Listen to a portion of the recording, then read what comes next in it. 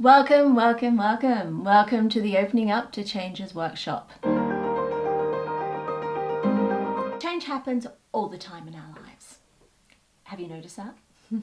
It tends to be inevitable, and with change comes fear. We usually tend to fear some level of change. Fear is of what might happen next and maybe having no idea what that will be. So this is about not feeling in control of our world. And even when change doesn't occur, we still live in fear of it occurring anyway. So this is really common for a lot of us. And there are ways we also then try and control our world as a result of this. This is commonly called our comfort zone. So let's have a look at how we end up here. So in our comfort zone, you probably have heard of a comfort zone before. So external obstacles we deal with in life are mostly created by our internal obstacles. So this is our self-limiting beliefs. I'm sure you've come across self-limiting beliefs before. So when we fear change, our mind wants to find an excuse not to do something, to shut down whatever is going on, whatever change is going on in our world. Why? Can you think of an example why you might want to shut down an option in your world? Just one if you can. Okay, so if you're having trouble, I'll give you a few. Because of lack of confidence. Fear of the unknown, other people's opinions, or the way other people think about you. And also because we've gotten comfortable where we are. As I mentioned before, comfortable in our comfort zone. Now, I'm not talking about being satisfied with your life. I'm talking more about avoiding change, avoiding the stuff that's out of your control. So as humans, as I mentioned before, we're not very good at embracing change, even when it's to our own benefit to strive for a goal that we want. For most people, it's actually easier just to continue to do what they're doing than to invite any uncertainty into their world. Change can be seen as painful, even when change may improve your life long term for the better. So as humans, we continuously stick to our habits, our ways of doing things, because at the very least we believe we generally will know the outcome in the end. And this is about the security of knowing what will come next. This security is mostly an illusion. Can you see why this is? Yeah, look, what if the outcome changes for some reason, something outside our control? Then change happens and we're in pain, mental and emotional pain. Can you think of a time when you had this happen, when you expected a situation to happen the way it usually did, and then suddenly it didn't go the way that you expected? If you're having trouble thinking of an example, I'll give you one, and I'll give you one that just happened recently to me. When you jump in the car and you go to work in the morning and it doesn't start. Yes, that is some real pain there. And I think most of us have experienced that. But this fear of change goes much deeper than that example. People will stay in the same job, even when they hate it, because it's easier to do this than it is to take a risk and change the situation. So apply for other jobs or go for interviews. What if you got that new job? Then you would have to make changes to adapt to that new job.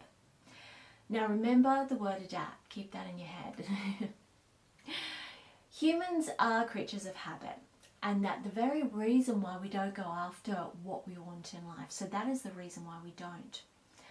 So do you see yourself in this at all? Stop the video for a minute or two to think about this for a while, because it's important to see if some of your habits actually do stop you from going for what you want in life. Even write down some thoughts if they're relevant. Sometimes the best time to go for what you want is when your world is turned upside down. And examples of this can be divorce, separation, getting fired. when you have no other choice but to go through change. You've got no choice, it's happening. So through the pain, to start to look at life and yourself a little differently. And in those circumstances, we tend to. So this is when there is an opportunity to become the person you could actually become. It's sad, but it's true. Here's an example that I've seen in my work heaps of times. When a spouse leaves another spouse, or in a relationship, the one that is left can go through some intense pain, and can eventually come out the other side a better version of themselves. For example, losing weight, or a change of career, or going back to school, or even traveling the world or something like that. Their world has opened up, and this probably wouldn't have happened if their spouse hadn't left. This is not always the case, because it's actually dependent on the capacity of the person to embrace that change.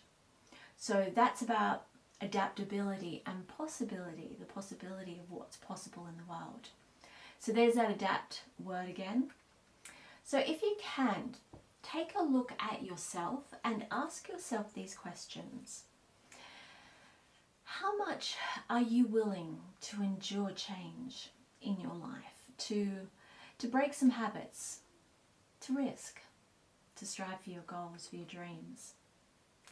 So I want you to do this and think of it out of 10. So 10 being a complete yes. How much, what your percentage would be there. So are you willing to go through some uncomfortability to get to what you want? And how much uncomfortability are you willing to stand?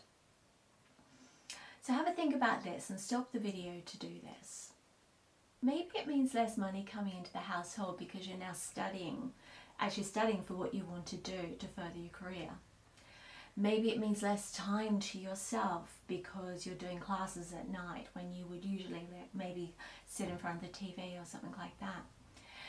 Maybe it's leaving a relationship that's been continuing on for too long, way past its due date.